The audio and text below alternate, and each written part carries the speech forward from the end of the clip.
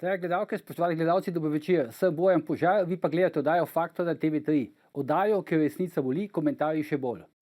Ljudje umirajo. Do včeraj je epidemija koronavirusa v Sloveniji zahtevala že 5 smrtnih žrtev, danes je že 6 umrl, okuženih recimo tem uradno je že najmanj 528 ljudi.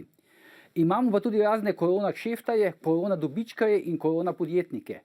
Recimo takšne, kot je znani poslovnež Joc Pečečnik, ki bi Sloveniji pomagal kot velik rešitelj, če mu vlada prej nakaže 30 milijonov evrov, ali pa nevladniki, ki si želijo enakih kriznih subvencij kot podjetja, čeprav že ves čas financira proračun, ali pa sodniki ter tožilci, ki ne pristanejo na to, da bi si med epidemijo znižali plače, še huje, z raznimi dodatki si jih želijo celo povečati. Upamo lahko, da jim ljudje, potem ko bo ta epidemija premagana, tega ne bodo pozabili. O vsem tem, zlasti pa o aktualni politični klimi med epidemijo, se bomo danes pogovarjali z našima stalnima komentatorjema Matevžem Tomšičem in Sebastianom Jeretičem. Zdaj, Matevž, Sebastian, lepo pozdravljena. Dober večer. Sebastian je tukaj v studiu, sicer ne v istem kot jaz, ampak sosednjem. Matevž pa, kot vidimo, je na Skypeu, tako da upam, da bo šlo tehnično vse v redu. Pa me zanima zdaj, čisto, bom rekel, malo bolj zasebno vprašanje za oba dva, osebno vprašanje. No? Kako sta se znašla zdaj? Vidva vsak za svojim delom v času, v teh prvih tednih te epidemije. Sebastian? Pa bom rekel tako, da sem se kar nekako ulenil na kavču. Imel sem sicer nekaj zadev zakončati, kar se nekih tekstov tiče. Sicer sem pa bolj lahko spremljal dogajanje, bral, gledal predvsem televizijo. No? Tako da sem že tudi kakšne take serije, ki jih sicer za katere zagotovo ne bi porabil časno. Matevž, kako pa ti pa predavaš, ne? Ja, pri nas na fakultetah, kjer jaz delujem, pedagoški proces teče normalno, sicer v drugačni izvedbi. Zdaj so vsa predavanja in ostale pedagoške aktivnosti online. So podobno, kot si danes v studiu, kako ne? Tako, na podoben način. Ja. Določena predavanja so posneta vnaprej, določena so pa na tak bolj interaktiven način, podobno kot danes. Ja. Tako da jaz imam pač to srečo, da dejansko opravljam poklic, ki ga, kot rečeno, v neki prilagojeni obliki lahko še naprej opravljam. In do tega tedna pravzaprav nisem imel čisto nič manj dela, kot ga imam sicer. Zdaj, jutri, če gremo konkretno zdaj na debato predvideno za današnjo oddajo, zdaj jutri mislim, da bo točno 2 tedna, odkar je formirana oziroma odkar je bila izvoljena vlada Janeza Janše, začela delati v teh relativno unikatnih, nespecifičnih razmerah. Se mi zdi, če se ne motim, se je vsaj večina ministrov znašla v neki taki operativni vlogi. Vidimo recimo Počivalška, vidimo Tonina, vidimo Vrtovca, kako se ukvarjajo z nabavo opreme, spremljajo tovornjake, nalagajo maske in podobno. Sebastian, a so pričakovali, da se bodo znašli kot ministri v takšnih vlogah? Jaz ne verjamem, da je kdorkoli pričakoval kaj takega. Ne? Ta vlada je dejansko čez noč, v minuto po tem, ko je bila imenovana, se morala lotiti dela. Slovenija ni bila, tako kot večina Evrope, najbolj pripravljena na to zadevo. Imamo nekatere sisteme, ki so odpovedali, kot je recimo blagovne rezerve. Kar se tiče rednega sistema nabave, smo ugotovili, da v taki situaciji po tem sistemu ne more iti. Imamo pa tudi sisteme, ki so se seveda izjemno izkazali. Spet lahko ugotovimo, recimo, da je civilna zaščita eden boljših aparatov naše države, kar se tiče organizacijsko-logistične podpore. In mogoče najboljši aparat, ki ga je posebej za pohvaliti, je pa seveda naša konzularna služba pod vodstvom legendarnega gospoda Štera, ki je pa sploh fenomenalno svoje oddelala. Čujem celo, da zdaj nekateri naši, ki živijo v tujini, to celo malo zlorabijo in da izkoristijo ta brezplačen prevoz, ki jim ga država omogoča. In tu bi mogoče tudi Slovenija morala razmisliti, tako kot druge države, da bi seveda za te prevoze bila neka participacija, pa ne volonterska, ampak taka, kot jo imajo recimo tudi druge države. Skratka, v teh 2 tednih se je videlo, kateri sistemi sicer lahko reagirajo na krizo, pri katerih je bilo pa treba vložiti ogromno energije, da so jih sploh postavili na noge v teh 2 tednih. Zdaj, ko si omenil Štera, hočeš reči, da je potem znotraj teh sistemov ali pa v okviru teh sistemov tudi veliko odvisno od kakšnega posameznika, kako? Absolutno, vse vedno je tako. Ne? Eno je na papirju, kako sistem deluje, drugo pa je, kakšen leadership ima in kakšno ekipo. Ne? In spet, tlele, poleg gospoda Štera, civilna zaščita se je večkrat pokazala kot nek steber slovenske države in kot izjemno zagnani ljudje, ki jim ni problem 24 ur na dan, čez dan in noč delovati za to, da zagotovijo neko osnovno podporo vsem ostalim sistemom. Zdaj, kako pa potem, recimo, po tvoji oceni, pač je, bom rekel, se sesul sistem blagovnih rezerv, ne? Kako pa lahko pride do sesutja takšnega sistema, ker to je pomembna stvar za vsako državo. Mogoče je malo pretirano, če rečemo sesutje. Ne? Torej, blagovne rezerve delujejo v nekih rednih... Pa še očitno je direktor blagovnih rezerv postal okužen z koronavirusom. Ja.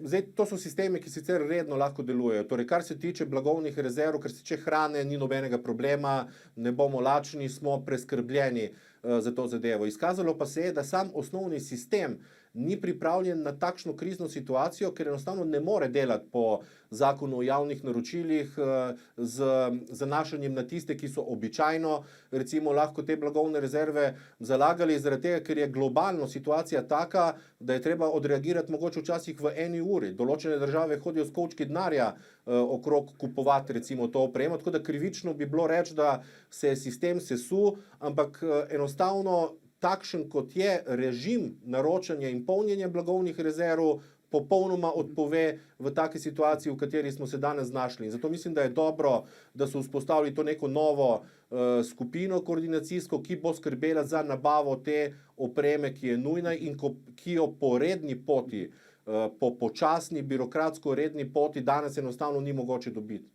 Matevž, imaš ti kakšno tle za dodati? Ja, tukaj jaz bi rekel, da glede na to, kako je bila Slovenija pripravljena na izbruh te epidemije, glede na to, koliko se je storilo oziroma ni storilo v tednih pred njenim izbruhom, stvari kažejo dosti dobro. Situacija je dosti spodbudna. Hočeš reči zdaj po 2 tednih, kako? Tako nekako, ja. Tudi če pogledamo recimo naraščanje števila okuženih, ni zelo strmo, ne? Gre za neko tako cikcakanje recimo na dnevni ravni, nikakor nimamo neke eksponentne rasti. Ja, sej malo, ne, sej vsak dan je malo več, ne, hočem reči, procentualno je malo več, ne, ja. Ja, kakšen dan malo več, kakšen dan malo manj. Včeraj je bilo, recimo temu rekordno povečanje, danes je bilo pa spet manjše, ne, danes je pa, danes je pa malo manjše, ja. Manj, kot je bilo prej, ne. Tako da, jaz bi rekel, da je to malo vsem, če bi pogledali recimo nek graf dnevnih okužb, ne, da je precej drugačen kot to, kar se dogaja v Italiji ali pa Španiji. Bolj podoben recimo temu v Južni Koreji. Ne. In tako da, tukaj smo lahko zmerni optimisti. Ne. In kot rečeno, tukaj so bili te nujni ukrepi sprejeti očitno dobesedno minuto pred 12. Ne. Predtem pa se ni zgodilo nič kaj dosti. Spomnimo se, da je prejšnji predsednik vlade Marjan Šarec še v začetku meseca govoril, kako ni nikakršne epidemije, nekako na obzorju, kako je nekako lakonično odpravil zdravnike, ki so opozarjali na podhranjenost, kar se tiče opremljenosti z zaščitnimi sredstvi, nekako očital jim je, da širijo paniko. Konec koncev tudi tiste domnevno strokovne službe, recimo Nacionalni inštitut za javno zdravje, ki naj bi pripravljale v bistvu državo na to, so ravno tako ignorirale te grožnje. Tudi spomnimo se izjav bivše direktorice te ustanove v smislu tega, ja, sej Slovenija ni v bistvu sploh nekaj dosti ogrožena, potem, da maske recimo sploh niso potrebne. Edini ukrepi, ki je prejšnja vlada sprejela, pa ta inštitut za javno zdravje, ko so nam svetovali, da naj kihamo v rokava, pa da naj si redno umivamo roke. Ne. To je bilo edini tako imenovani ukrep. Glede na to smo lahko še srečni, situacija ni hujša kot bi lahko bila. Čeprav zdaj, ko govorimo o teh blagovnih rezervah, videli smo takrat tisti dokument, ki ga je Šarec objavil na socialnih omrežjih, da naj bi se pravzaprav zaloge popolnjevale do konca tega leta. Ampak a je to normalno, bom rekel, timing popolnjevanja blagovnih rezerv v času, ko epidemija pravzaprav, ko imamo pred očmi epidemijo? Zagotovo ni To je normalno. običajno v nekih rednih razmerah. Ja, če ne bi bilo epidemije, bi bilo to normalno, verjetno. Ampak ja, v takšnih razmerah ko se je to napovedovalo, ko se je že v sosednji Italiji to v bistvu pojavilo in se je širilo, je pa takšen pristop izjemno neodgovoren, da je to zelo blago označeno. Sebastian, si hotel še nekaj dodati? Ne, se strinjam popolnoma s tem. Torej, zato sem rekel prej.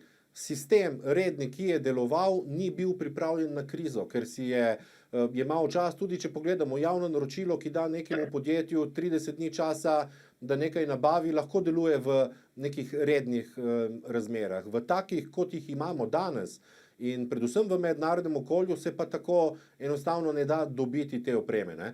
Precej se je smejalo, recimo, ko je nekdo prevaral to podjetje Lebena, kar se tistih mask tiče. Zdaj ugotavljamo, da se je to zgodilo v Nemčiji, ki velja za državo vseh držav. To pomeni, da se po celotni Evropi dogajajo nenormalne zadeve, kar se tiče dobave opreme, in samo tiste države, ki bodo tukaj izjemno fleksibilne in ki bodo šle mimo vseh rednih pravil, bodo lahko zagotovile to osnovno opremo. Vsaj v tej prvi fazi, ko je še veljala neka panika. Saj mogoče bo s časom nek drugi, tretji val, ko se bo dalo to uravnotežiti. Upam, da bo tudi Evropska unija tukaj poskrbela tudi v tem vidiku, ker recimo Evropska unija na to krizo, mogoče smo včasih preveč kritični, vsaj kar se tiče recimo finančnih spodbud, je še kar dokaj hitro napovedala in se postavila na noge. Kar se pa tiče te solidarnosti, pa recimo logistike, je pa popolnoma tudi tukaj spodletelo. In dejstvo, da recimo naš komisar Lenarčič ni obiskal Italije, ob vseh tveganjih, ki so, da ni šel na ulice Bergama pokazati Italijanom, da je Bruselj z njimi in da bo pomagal, to je zelo slabo sporočilo. No, ja, se povečujem, nekaj sem hotel še dodati, ampak me je že vse opozoril, da imamo samo še 10 sekund do začetka oglasnega bloka, tako da se vrnemo, ne na ulici, se vrnemo takoj po oglasih.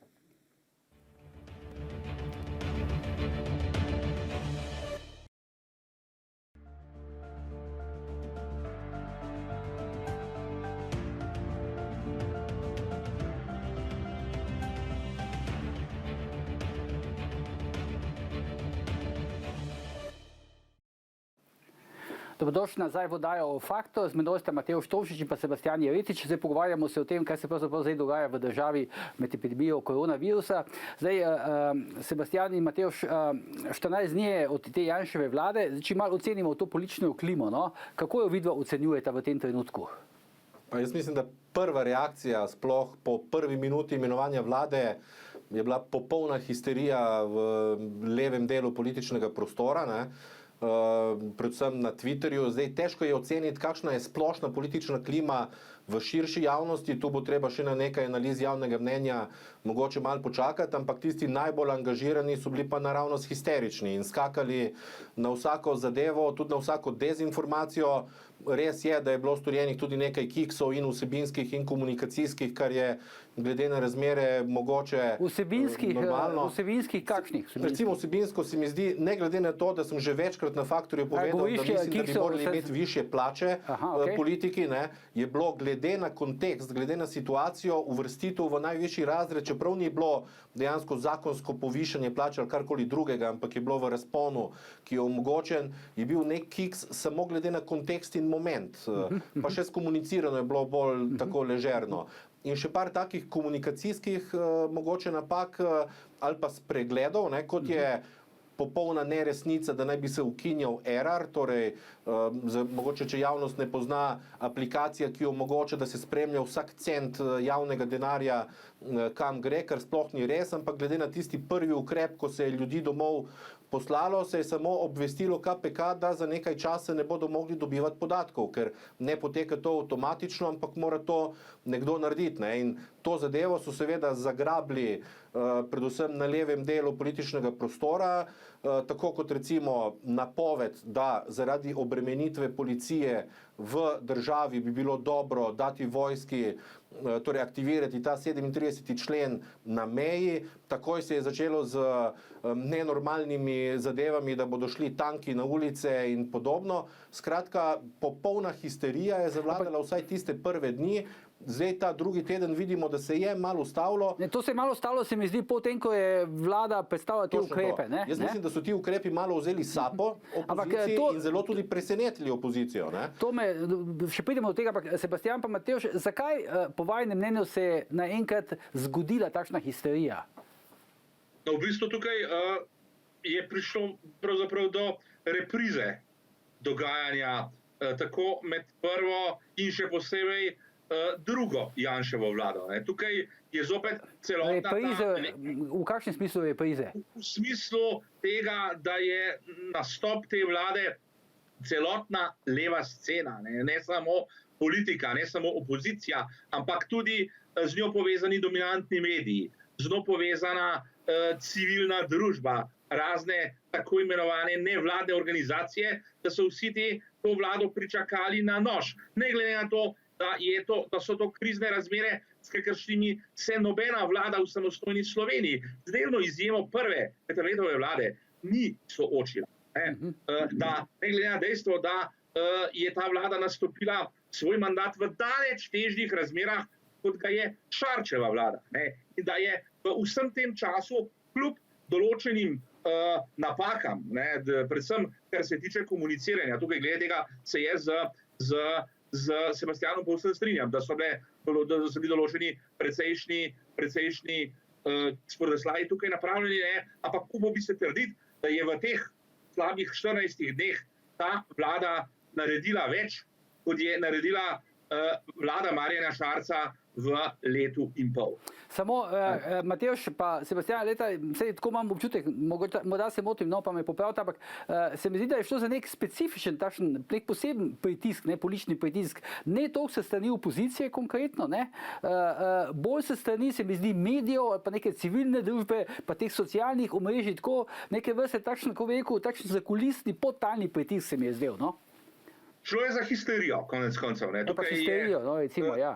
Določenim z levice se je dobesedno trgalo, če lahko temu tako rečem. Nikakor niso mogli se sprijazniti s tem, da njihovi niso več na oblasti. In zato to se je vedel, Matevž, ko je bil Janša imenovan za predsednika vlade, to je bilo 4 tedne nazaj, se je vedel, da bo prišla ta vlada, ne?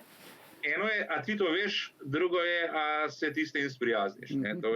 To ni povsem isto. In potem so jasno tukaj štartali na vsako malenkost. Tudi ta nesrečna povišanje teh plačnih razredov, tudi jaz se strinjam, da je bil tukaj timing precej nesrečno ali pa precej slabo izbran. Ampak glede na to, kakšni izlivi, kakšni histerični izpadi so potem sledili. Recimo na nacionalni televiziji se je tam pojavila neka levičarska aktivistka, neka gospodična, ki naj bi predstavljala nekakšen sindikat ali nekaj podobnega, za katerega bi rekel, da 95% Slovencev nikoli ni slišal, da obstaja. No, to si rekel velik 95, veš, ja. Ja, sem bil... Mislim, tam nekje 99 bo približno procentov, zelo malo si rekel, ja. Hotel sem biti še benevolenten. In skratka, potem je zlivala tam gnojnico čez vlado, kako da, kako grozna poteza, da je to, s tem, da vsi ti moralisti se niso prav nič zgražali, ko je odhajajočeva Šarčeva vlada na veliko zaposlovala svoje zveste kadre po državni upravi, ko si je delila odpravnine drugim zvestim kadrom, in tukaj je šlo za izdatke iz koncev državnega proračuna, ki bi rekel, da so vsaj 100-krat večji, kot bi bilo to zvišanje teh plačnih razredov. In poleg tega je vlada tako napovedala znižanje funkcionarskih plač. Tako da bojo dejansko zdaj ministri in državni sekretarji dobili manj, kot so imeli prej. In potem, ko je ta novica bila objavljena, ni bilo pa to nikjer na noben veliki zvon obešeno. Ampak ta histerija, ne, recimo, zdaj bi težko rekel, da so jo spodbujali vsi opozicijski prvaki, ne, recimo Dejan Židan, Alenka Bratušek in tako dalje. Nimam tega občutka, se mi zdi, da se je začela nekako valiti, ne, zlasti preko medijev, no? Preko medijev in, kot je rekel Matevž, prek civilne družbe, torej nekako parapolitičnih.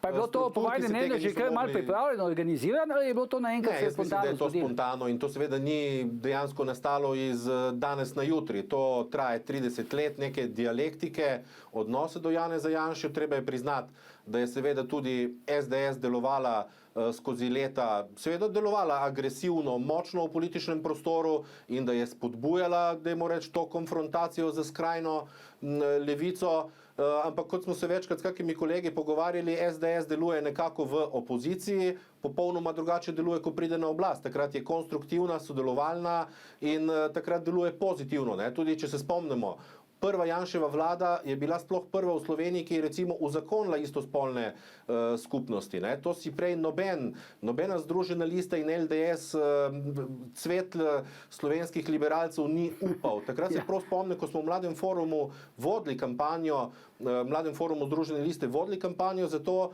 so nam starejši rekli, glej, ne boš našel enega samega poslanca, ki bi se postavil za to temo. Ne?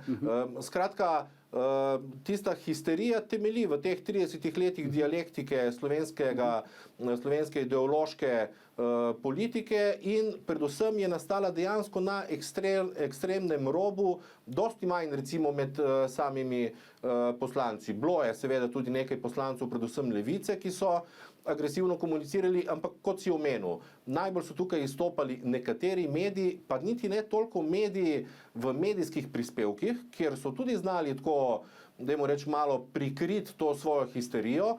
Na Twitterju je pa par ljudi popolnoma nemogočih. Torej, vsako zadevo, vsako dezinformacijo zagrabijo in kot je rekel Matevž, ko pride pol prava informacija, pa naenkrat tišina in zagrabijo kaj novega. Ne?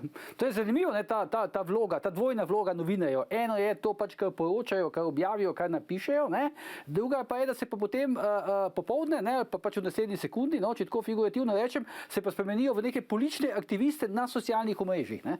In pa so užaljeni, če se do njih ravnaš kot do političnih aktivistov, ne? Če si do njih kritičen. Ne? Tako je. No, če se jaz zdaj vrnem za korak nazaj, jaz vendarle ne menim, da je bilo to povsem spontano. Ker konec koncev tukaj obstaja cel kup nekih domnevnih civilno-družbenih organizacij, ali so to, ne vem, kakšni sindikati, ali so to kakšne, recimo, društva za to in ono, za katera... Meni se to zdijo, Matevž, meni se to zdijo, se počujem, ker ti prekinem, ampak kot da bi bile neke speče politične aktivistične celice, ne? Bojan, vzel si mi besede iz ust, ne? Tako da, ja. Aha, opet se počujem, ja. No, izvoli, nadaljuj, ja. Tukaj gre za pač neke organizacije, kot rečeno, prej smo ugotovili, da praktično noben ne ve za njih, dobivajo pa, če gremo recimo pogledati Erar, pa dobivajo recimo na 100.000 evrov iz državnega proračuna. In potem tudi veliko programskega časa na državni televiziji, ne? Tako ja. Jaz menim, da dobivajo ne za to deklarirano dejavnost, ne? Ampak dejansko, da se aktivirajo v političnem smislu takrat, ko je čas za to. Gled, če lahko povem, ker dobro poznam tudi ta del političnega spektra, ne, ni velike potrebe po organiziranosti, ker do tega pride spontano. In kot sem rekel, tle je tudi neka dialektika.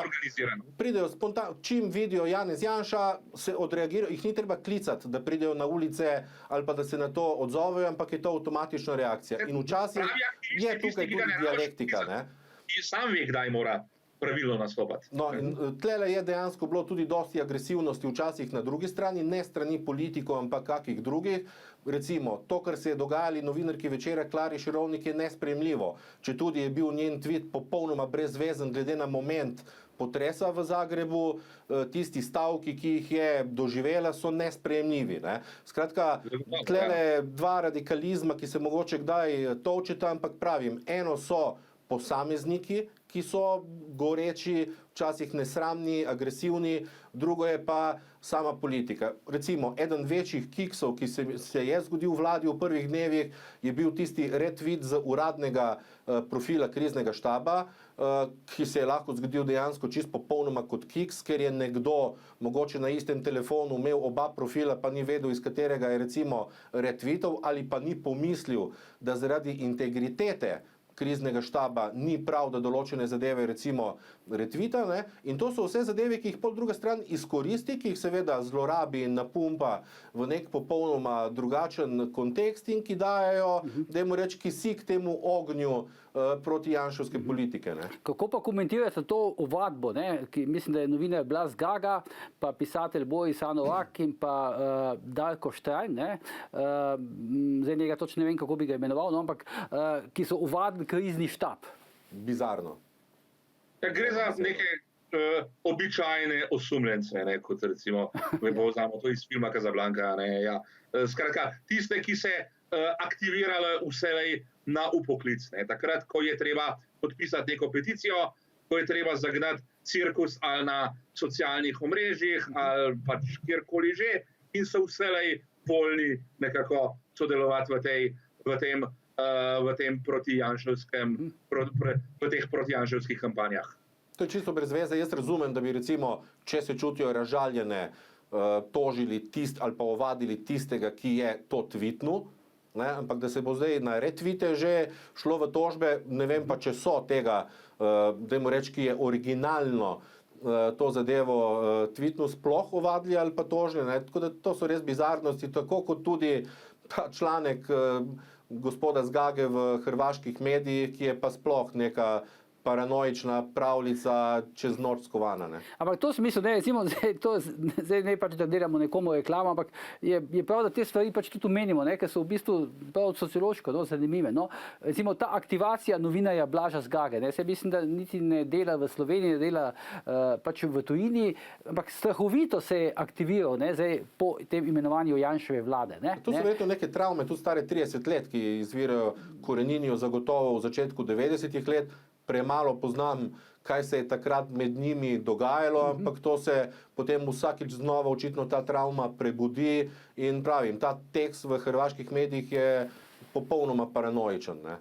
Ki govori o tem, da bo šel da je prevzel oblast čez noč, zamenjal ključne ljudi, je kako pa ne nova vlada se loti neke krize in potem natolcevanje, da je ideja, da se bo šlo s tanki na ulice, torej res popolnoma neumne zadeve. Ampak Sebastian, ta ideja, no, da se bo vedela neka diktatura, pa vojska na ulice, pa tanke, kot praviš, pa tako dalje.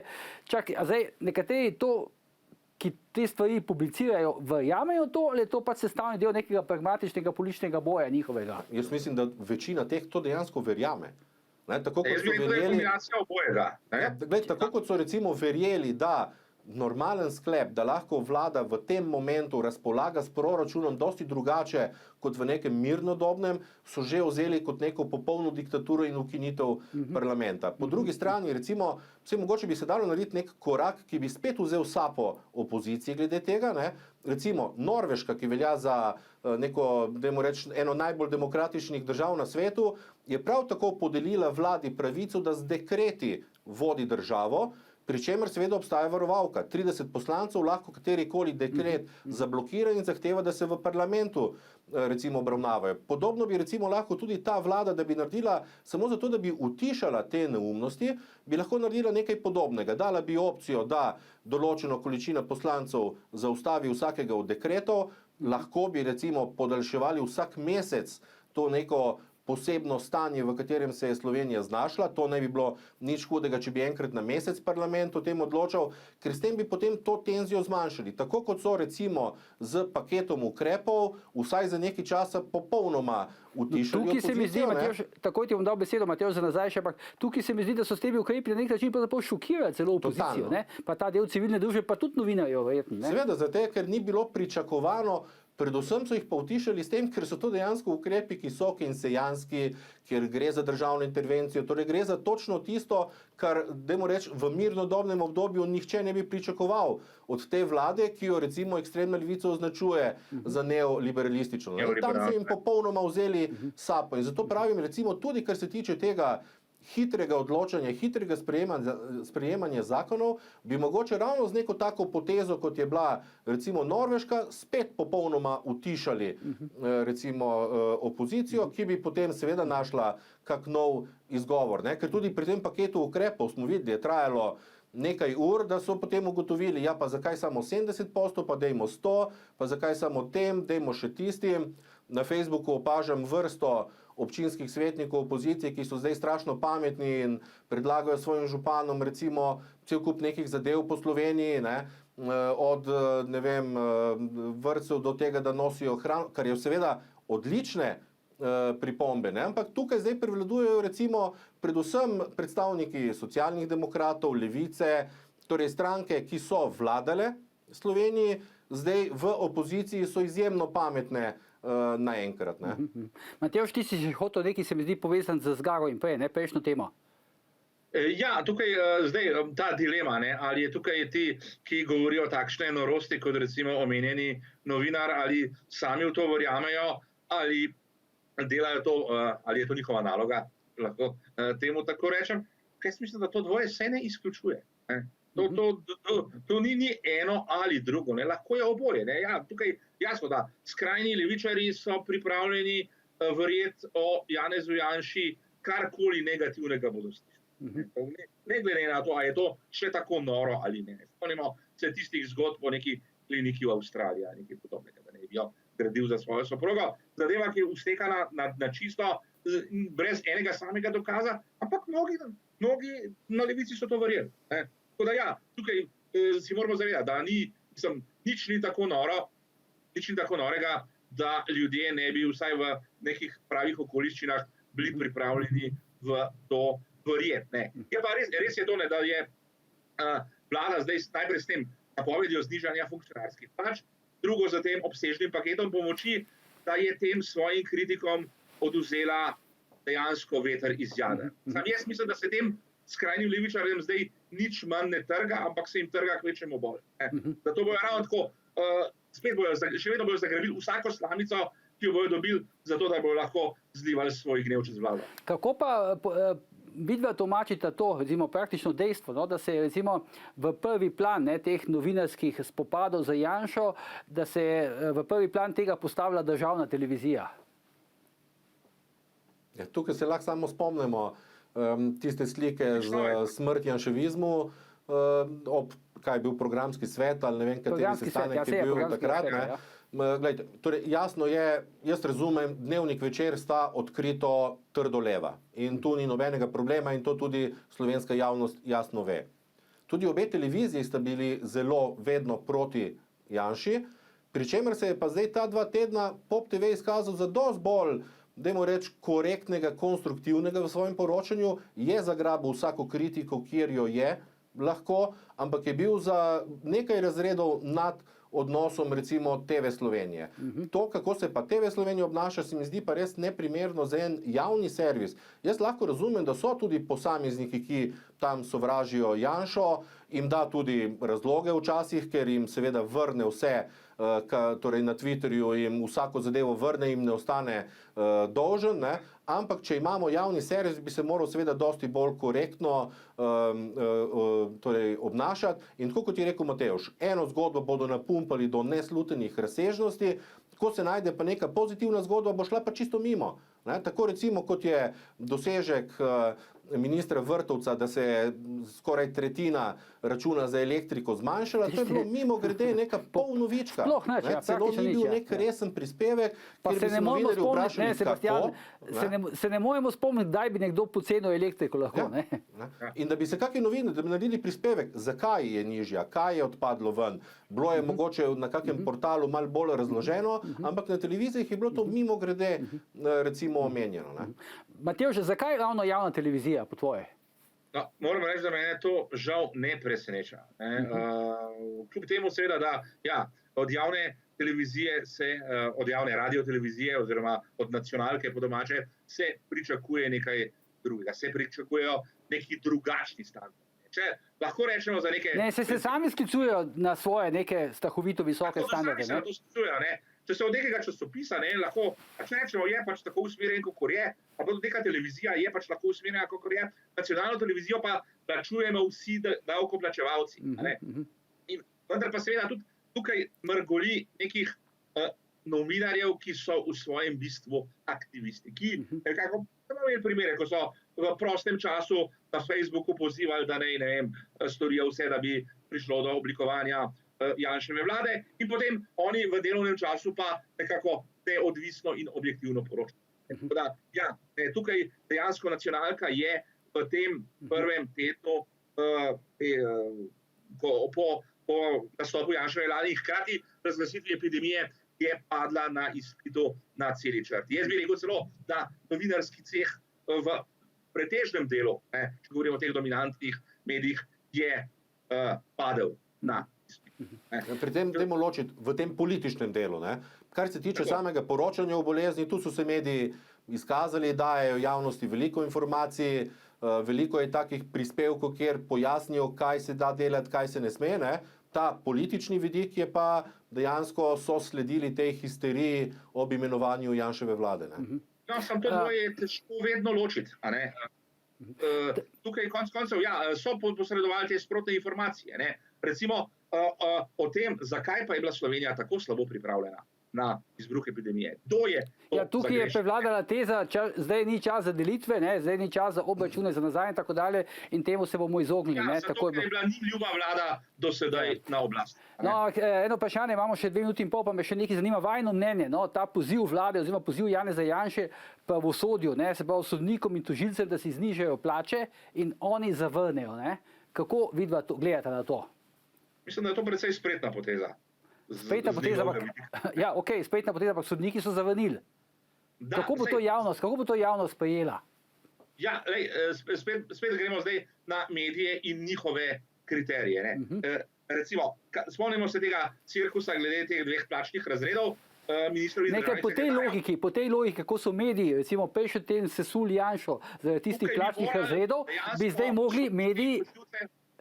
mogli mediji strahovito sesut sodnike, ker se ne odrečejo višjega plača. Zoper sodnike in tožilce. Ni pa praktično nič o tem. Bi pa rekel, ne glede na to, v javnosti, recimo med običajnimi ljudmi, bo pa to zelo zmanjšalo, ali pa dodatno zmanjšalo. Sebastian, imaš par sekund, če imaš za kakšen komentar v tej zvezi? Popolnoma se strinjam, torej to seveda ne prispeva k povrnitvi zaupanja v pravosodje. Mislim pa, da bo Seglih večinoma šlo čisto mimo, ravno zaradi tega, ker je Matevž rekel, ker mediji temu niso posvetili enakovredne teže kot drugim temam. Zakaj ne? Zaradi političnih razlogov spet, zaradi tega, ker je res zdaj takšen pritisk vseh informacij in zgodb iz dneva v dan, da ljudje lahko samo poročila cele dneve gledajo. In zaradi tega bo verjetno Seglih šlo mimo in le malo kdo se bo recimo že čez teden, 2 sploh spomnil na kaj takega. Dobro, Matevž, Sebastian, prišli smo do konca. Najlepša hvala za vajne komentarje. Mi bomo te zadeve tako še spremljali v prihodnjih oddajah. To je bil sicer današnji že 419. koronavirus faktor. Vidimo se pa spet prihodnji ponedeljek ob istem času in seveda ne pozabite, ostanite zdravi.